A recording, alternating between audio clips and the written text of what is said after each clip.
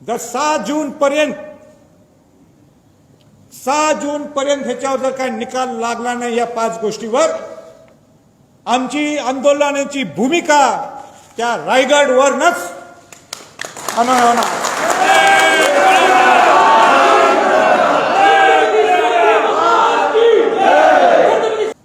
जो महाराष्ट्र मी पिंजून काढत आहे आज नाही तर 2007 पासून, तो एकमेव आणि एकच कारण आहे की ज्या शिवाजी महाराजांनी स्वराज्य 18 पगड जातींचं केलं, ज्या राजश्री छत्रपती शाहू महाराजांनी बहुजन समाजाला पहिलं आरक्षण दिलं, ज्यामध्ये अनुसूचित जाती जमाती आणि ओबीसी होते, त्यामध्ये मराठा समाजाचा सुद्धा समावेश होता, आणि या मराठा समाजाला अन्याय आज होत आहे, त्यासाठी माझा लढा.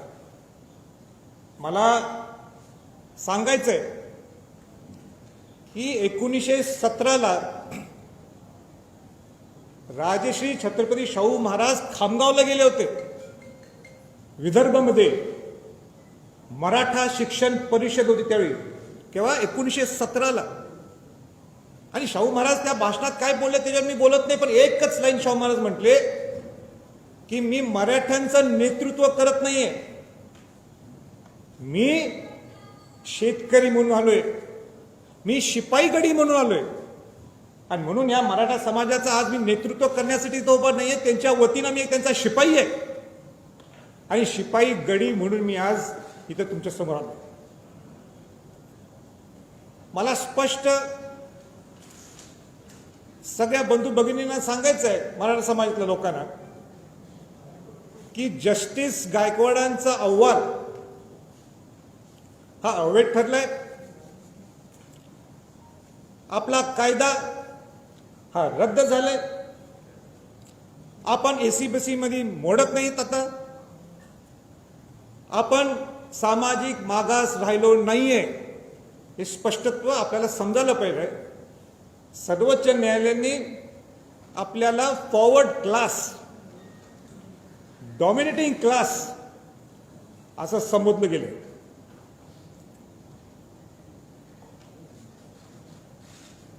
ऑगस्ट 2017ला मी आझाद मैदानमध्ये स्टेजवर गेलो. ज्यावेळी मराठा समाजाच्या स्टेजवर कोण जात नाही त्यावेळी मला सांगण्यात आलं की तुम्ही जाणं गरजेचं आहे, कारण का तिथं अनेक गोष्टी होणार होत्या ज्याच्यात जाती विषमतामध्ये वाढ होणार होती, ज्याच्यात मराठा दलित, मराठा ओबीसी, हिंदू मुस्लिम वाद होणार होता. म्हणून मी नाईलाजाने त्या स्टेजवर गेलो आणि माझी नम्रता दाखवली, आणि आजही मी त्या सगळ्या शिवभक्तांना मी हृदयापासून आभार व्यक्त करतो, कारण का ते सगळे माझं ऐकून परत गेले आपापल्या गावी. 50 लाख कमीत कमी लोक त्या आझाद मैदानावर आलेले. तशीच परिस्थिती परवा निर्माण झाली. सर्वोच्च न्यायालयाचा निर्णय हा तो सर्वोच्च निर्णय, आपण त्याला चॅलेंज करू शकत नाही, आम्ही दुखी झालो. पण त्यावेळी सुद्धा मी सामंजस्यपणाने भूमिका घेतली आणि एक शब्द वापरला की उद्रेक कुणी करायचा नाही. कोरोनाची महामारी हा फार मोठा योद्धा आपल्या समोर आहे, आपण जगलो तर आपण लढू शकतो, आणि म्हणून मी सामंजस्यपणाने भूमिका घेतली. अनेक लोकांना वाटलं की ही संभाजी छत्रपतींची ही मावळ भूमिका का, इथं तर जोरात भूमिका घ्यायला पाहिजे होती सरकारच्या विरोधात. आणि म्हणून परत एकदा मला सांगायचंय की मी त्यावेळी छत्रपतीच्या घराण्यात माझा जन्म झाला म्हणून त्या पद्धती माझी भूमिका होती. पण हे भूमिका घेतल्यानंतर लगेच 1-2 दिवसात या पक्षातल्या त्या पक्षातल्या लोकांचे आरोप, ह्याचा आरोप वेगळा, त्यांचा आरोप वेगळा, हा यांच्यावर बोट दाखवतो, ते तो त्यांच्यावर बोट दाखवतो. सत्ताधारी म्हणतात की पूर्वीचा कायदा खराब होता म्हणून ही परिस्थिती निर्माण झाली. विरोधातले आतल्या लोक म्हणतात की हिनी बाजू बरोबर मांडली नाही म्हणून आमचं नुकसान झालं. आमच्या सगळ्या समाजातल्या लोकांना तुमच्या भांडणात काही घेणं देणं नाहीये. आम्हाला एकच घेणं देणं आहे, ते मराठा समाजाला तुम्ही न्याय मिळवून द्या. जो न्याय शिवाजी महाराजांनी मिळवून दिला, तो न्याय शाहू महाराजांनी मिळवून दिला, तो न्याय मिळवून आम्हाला द्या. बाकीचं आम्हाला काही घेणं देणं नाही. हीच भूमिका होती आमची. तुम्ही आजही लोकांना वेटीस धरू नका. तुम्ही खासदार आमदार मंत्री आहेत ना माझ्या सकट, आपण समाजाला काय देऊ शकतो?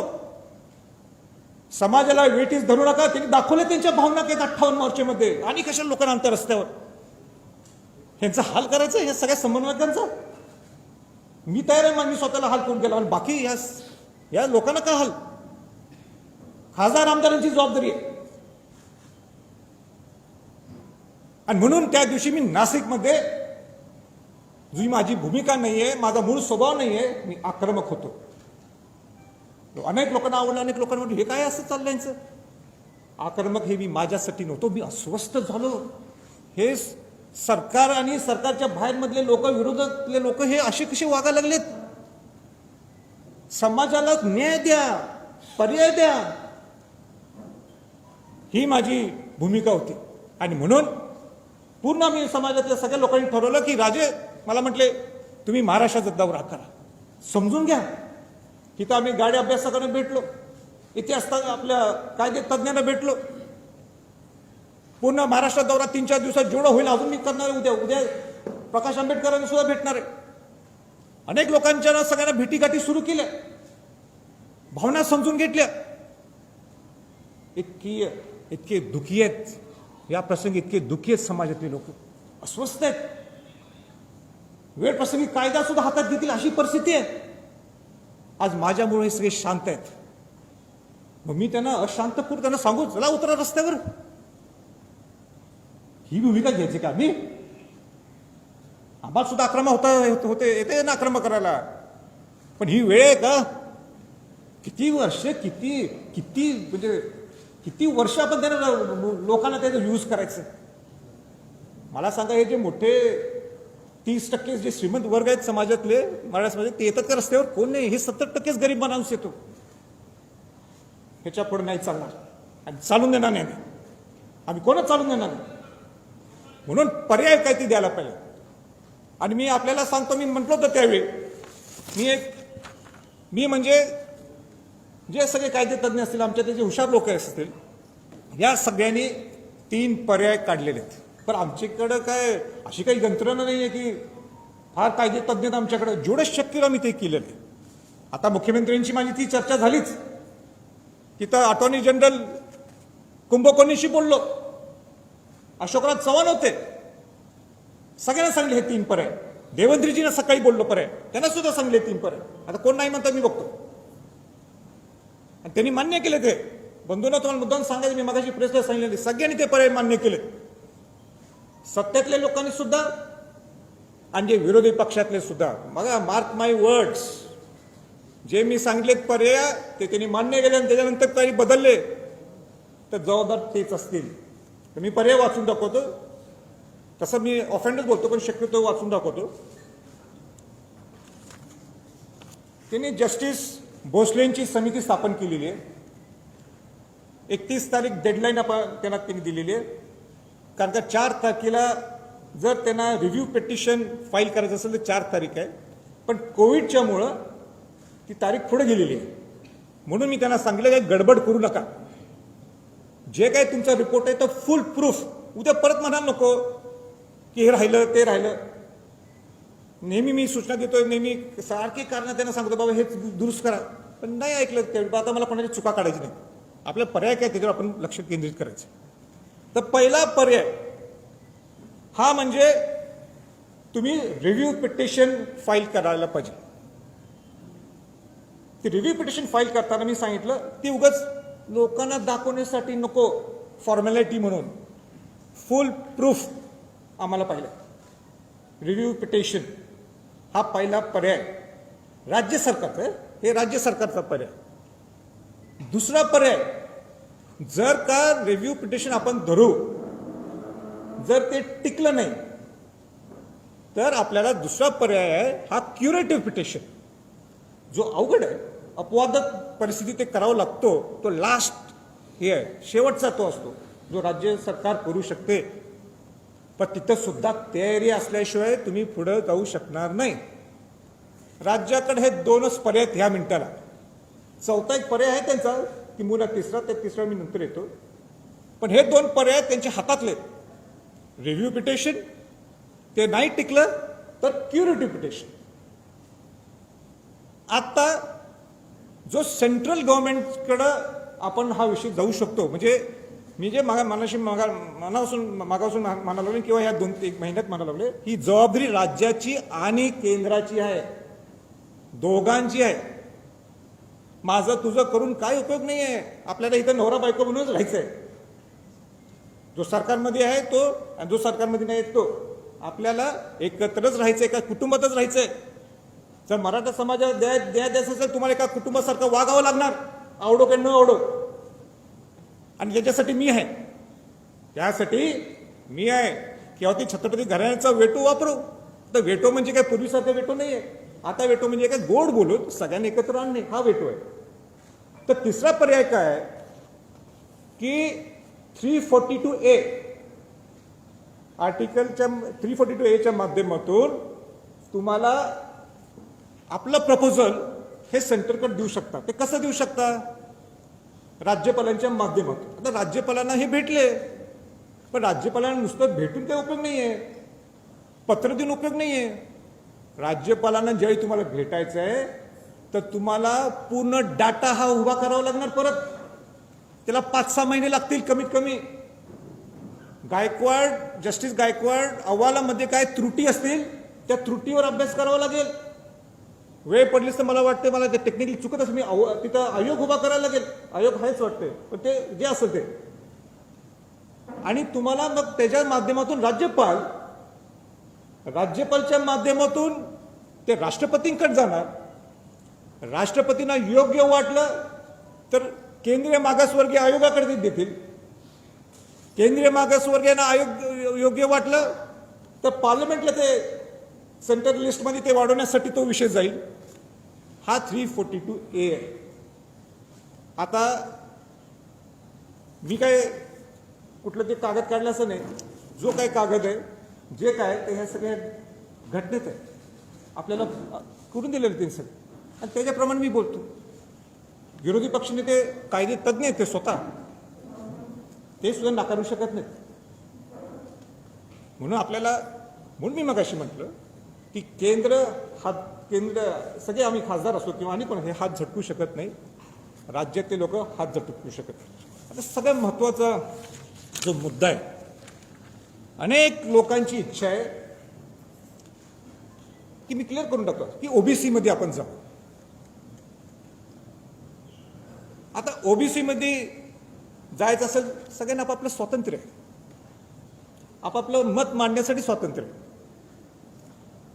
मराठा सेवा संघाचे अध्यक्ष पुरुषोत्तम खेडेकरजी हे नेहमी हा विषय मांडतात, अनेक लोक मांडतात. त्याचबरोबर हरिभाऊ राठोड, ओबीसीचे ज्येष्ठ नेते, माजी खासदार, ते सुद्धा हा विषय नेहमी ते मांडत असतात. आता हा ओबीसी मध्ये नवीन प्रवर्ग तयार करून देता येऊ शकतो का, हे मी नाही सांगणार, हे सरकारने सांगायचं. हे पूर्वीच्या सरकारच्या लोकांनी सांगायचं. ज्येष्ठ नेते शरद पवारजींनी सांगायचं, उद्धवजींनी सांगायचं, विरोधी पक्ष नेते देवेंद्रजींनी सांगायचं, समितीचे अध्यक्ष अशोकरावजींनी सांगायचं. सगळ्या गोष्टी आम्हीच सांगितलं का? ते केव्हा बोलणार? स्पष्ट त्यांनी सुद्धा बोलावं, बोलायला समाजाला काय खरी परिस्थिती आहे. आम्हीच बोलायचं. मी बोला ते आत्ताच बोलू शकतो, पण तुम्ही बोला, स्पष्ट करा, खेळवत ठेवू नका. आता मी म्हटलं अगोदर, मी म्हटलं ना आता आम्ही सामाजिक मागास राहिलो नाही, तर ठीक आहे. पण माझी भूमिका मी सांगतो. मी शिवाजी महाराजांचा, शाहू महाराजांचा वंशज आहे. शाहू महाराजांनी बहुजन समाजाला पहिलं आरक्षण दिलं. वंचितांना आरक्षण मिळावं ही मी या मताचा आहे. वंचितांना आरक्षण हे मिळावं, वंचितांना सगळ्या शिक्षणातल्या, नोकरीतल्या सुविधा मिळाव्यात. कुठलेही वंचित असतील ते बहुजन समाजातले, त्यांना सगळ्यांना मिळावं.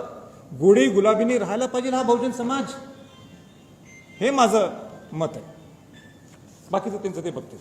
बाबासाहेब आंबेडकरांची सुद्धा एक संकल्पना होती आरक्षणाच्या बाबतीत की मराठा समाजाला सुद्धा आरक्षण मिळावं, आणि म्हणून त्यांनी राज्यघटनेत घटित केलं होतं मी स्वतः 102च्या घटनेच्या दुरुस्तीतील मी स्वतः तिथं मी बोलून दाखवलं की 1967 पर्यंत मराठा समाजाला इंटरमिडिएट कास्ट क्लास कम्युनिटी मध्ये सेंट्रल लिस्टमध्ये आपल्याला ओबीसीत आरक्षण मिळत होतं 1967 पर्यंत. 68 नंतर ते का काढलं, का कालेकर समिती आली आणि मग बाकीच्या समित्याला अहवाल ते हे बाकीचे जे आयोग आले तर तो त्यांचा प्रश्न, मी काही बोलू शकत नाही. पण माझं भाषण आजही तुम्हाला युट्यूबवर पाहायला मिळेल. आरक्षणाच्या पुढे जाऊ आपण. मी मगाशी उद्धवजी ठाकरेंना बोललो, मुख्यमंत्र्यांच्या कानावर. मी काय कानावर घातलं, आज सरकार तुमचं आहे, बरोबर आहे ना. तुमचं सरकार असताना तुम्हाला थोड्या गोष्टी वर केंद्रात जायच्या नाहीत ना, मान्य आहे. जे तुमच्या हातातल्या त्या गोष्टी तर तुम्ही करू शकता ना. तर पहिली गोष्ट ही आहे, 5 गोष्टी मी काढल्या, अशी नाही तर उगाच 15ची लिस्ट मी काढली नाही. भरपूर आहेत आपल्या मागण्या. आपण 5 जणांची लिस्ट काढलेली आहे. कुठली लिस्ट काढली आहे? पहिलं नंबर 1 ही ज्या 2185 आपण म्हणतो किंवा जास्त सुद्धा असतील, पण सर्वोच्च न्यायालय काय म्हणते, 9 सप्टेंबर 2020च्या अगोदर ज्यांच्या ज्यांच्या नियुक्त्या झाल्यात त्यांना रुजू करून घ्या. का थांबलाय? जस्टिस भोसलेंचा अहवाल ह्याचा त्याचा काय संबंध आहे? डायरेक्ट सर्वोच्च न्यायालयाने डायरेक्ट सूचना केल्यात, इन्स्ट्रक्शन्स दिलेत. Why wait? का थांबायचं? आपण देऊन टाका ना तुम्ही. 2185 आपण म्हणतो, पण माझं काय म्हणणं आहे, जे काय असतील 9 सप्टेंबर 2020च्या अगोदर देऊन टाका. का खेळ करताय समाजाच्या बरोबर?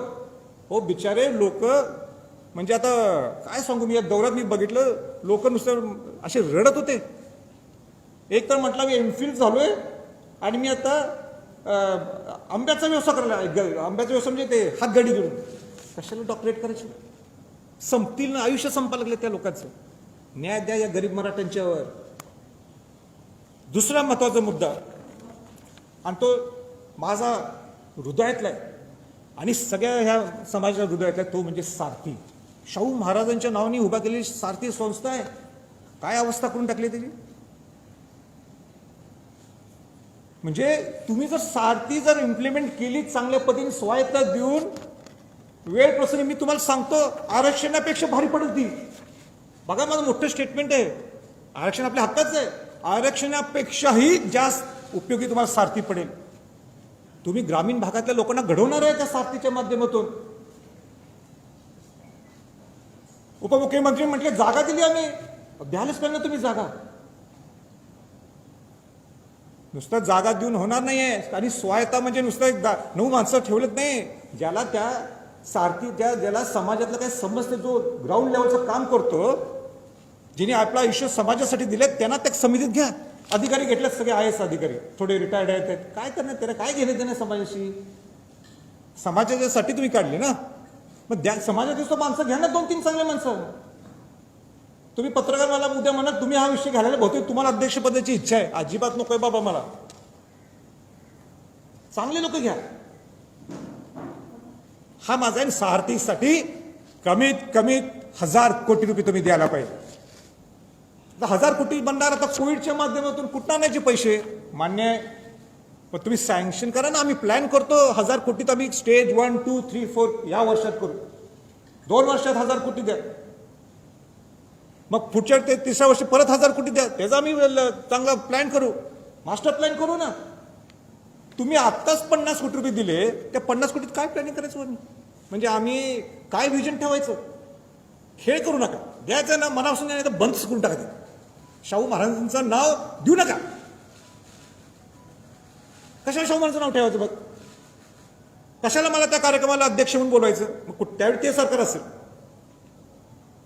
खेळ नको, बस झालं.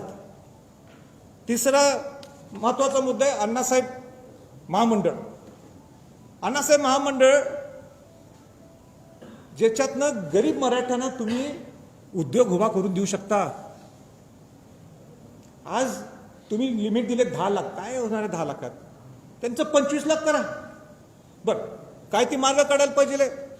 तिथं जो ज्यावेळी कर्ज काढायला जातो तो म्हणतो मॉर्गेज द्या. अहो ह्यांच्याकडे जमिनीच नाही, ही मॉर्गेज देणार कुठनं? कशाला मग 25 लाख करून उपयोग आहे? ह्याच्यासाठी समिती उभा करा, काय त्याचा अभ्यास व्हायला पाहिजे. म्हणजे किती बोलायचं मी थकलोय. म्हणून अण्णासाहेब पाटील महामंडळाचं सुद्धा परत त्याची उभारणी व्हायला पाहिजे, हे मी सुद्धा मुख्यमंत्र्यांच्या कानावर घातलेलं आहे. तिसरा, वसतिगृह तुमच्या हातातले. दर जिल्ह्यात वसतिगृह उभा करा ना. तुम्हाला या आरक्षणाच्या ह्याच्यासाठी 6 महिने लागतील, वर्ष लागेल, 1.5 वर्ष लागेल, माहित नाही. काय माहित नाही आपल्याला. 6 महिन्यानंतर म्हणणार लोक विसरले. पण हे तर तुमच्या हातात, हे द्या ना तुम्ही वसतिगृह. दर जिल्ह्यात एक वसतिगृह द्या. एक उदाहरण सांगायचं म्हणजे सोलापूरला वसतिगृह तुम्ही अलॉट केलंय. इथं आले सोलापूरचे समन्वयक माऊली पवार, विचारा कुठे आहेत का इथं आले? हात वर करा कोणा. त्यांना विचारा. अलॉट केले पण इश्यूज नाही केलं. हे काय चाललंय? एक मराठा समाजासाठी एक वेगळी समिती स्थापन करा ना. आमच्यासारखे लोक घ्या त्याच्यात, आम्ही सहकार्य करू तुम्हाला. आणि सगळ्यात महत्वाचा त्या 4 मधला 5वा मुद्दा, तो म्हणजे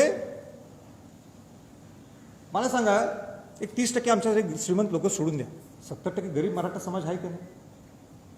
त्या बिचारांची चूक काय?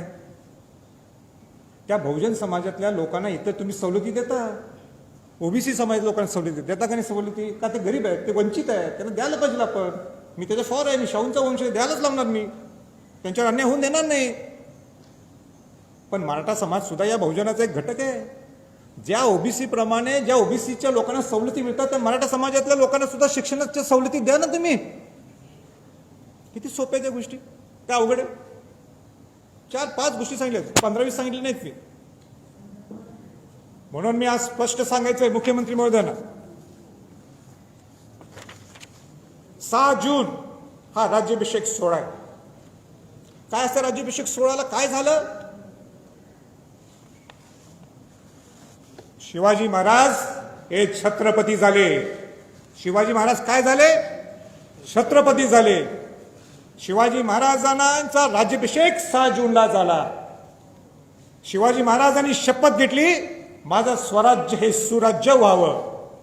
आणि म्हणून मी आज या प्रेस कॉन्फरन्सच्या माध्यमातून सांगतो, जर 6 जून पर्यंत ह्याच्यावर जर काही निकाल लागला नाही या 5 गोष्टीवर, आमची आंदोलनाची भूमिका त्या रायगडवरनच होणार.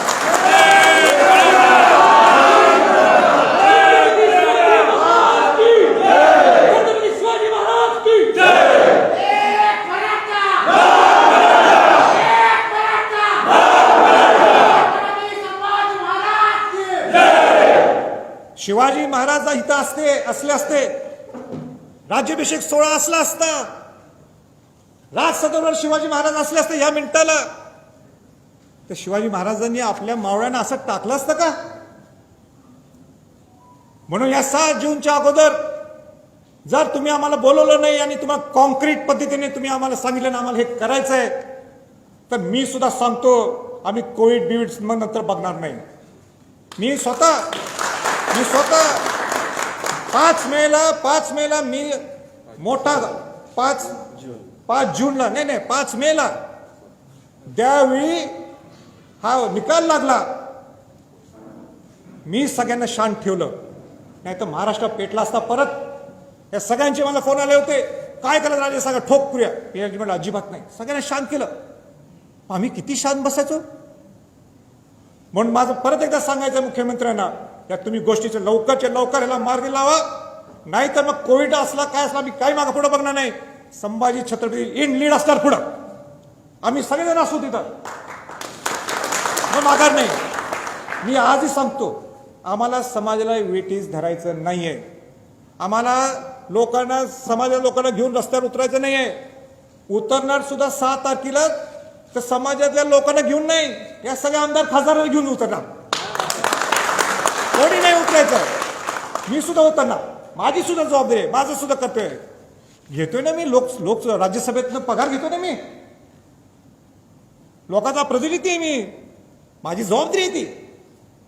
तुम्हाला मतदान केलंय सगळ्या लोकांनी, आणि म्हणून आता लोकांची जबाबदारी नाहीये, या सगळ्या खासदार आमदार सगळ्या मंत्र्यांची जबाबदारी आहे. आणि ते सगळे ओबीसीतले असतील, एससी असतील, एसटी असतील, मराठा असतील, सगळे खासदार आणि आमदार, मला वाटतं 543 काहीतरी आहे आकडा, मला नाही करेक्ट माहित नाही, सगळे राज्यसभा, लोकसभा, विधानसभा, विधान परिषद सगळेजण तुम्ही या. मी सगळ्या खासदार आमदारांना मनापासून स्वागत करेन, मनापासून त्यांचा आदर करेन, पण मनापासून यायला पाहिजे, पत्र देऊन नुसतं चालणार नाही. दुसरी माझी मागणी आहे की 2 दिवसाचं कमीत कमी इथं अधिवेशन व्हायला पाहिजे, मराठा समाजावर चर्चा व्हायला पाहिजे. आणि अधिवेशन कशासाठी? हा चुकला की तो चुकला नाही, समाजासाठी तुम्ही काय करणार ह्याच्यासाठी अधिवेशन. आम्ही वर बसतो गॅलरीत, कोण आमदार म्हणायला लागला हा चुकलाय तो चुकलाय, ह्याची हे म्हणजे सत्तेतला हा माणूस चुकलाय, हा विरोधातला हा चुकलाय, हे असलं तर आम्ही वरनं चालून देणार नाही. आम्हाला पर्याय सांगा, आम्ही तुम्ही समाजासाठी काय करणार आहे, काहीतरी करा ना, काहीतरी आता वेळ आली आहे. नाही तर सांगू नका या समाजाचं आम्हाला मतदानच नकोय, हे समाजच नको आहे, हा मराठा समाज म्हणजे असंच आहे म्हणून टाका, मग धाडस असली तर मग बघतो आम्ही काय. आणि दुसरं माझं एक सगळ्या खासदारांना आव्हान आहे, 342A 342 ह्याचा अभ्यास मलाच आत्ता झाला, म्हणजे सगळ्याच खासदारांना माहिती असं नाही आहे. म्हणून दिल्लीला 9 ऑगस्ट हा क्रांती दिन आहे, किंबहुना आणि कुठला चांगला दिवस असेल तर तो त्या दिवशी सगळ्या महाराष्ट्रातल्या खासदारांना मी निमंत्रित करणार सगळ्यांच्या वतीनं, सकल मराठा समाजाच्या वतीनं. सगळ्या मुख्यमंत्र्यांना, विरोधी पक्ष नेत्यांना सुद्धा आमंत्रित करणार आहे. आणि गोलमेज परिषद ही दिल्लीत पहिल्यांदा होणार. गोलमेज परिषद आपण नुसतं ऐकलं हे महाराष्ट्रात, पण आता गोलमेज परिषद दिल्लीत होणार आहे. आम्हाला कुठल्याही पार्टीच्या विरोधात नाही आहे, आम्हाला जागृत करायचं सर. तुम्ही आमच्याबरोबर या ना, आम्ही तुमच्याबरोबरच आहोत, शेवटी आपण एकत्रच राहतो, सुखारीच नांदायचं आपल्याला.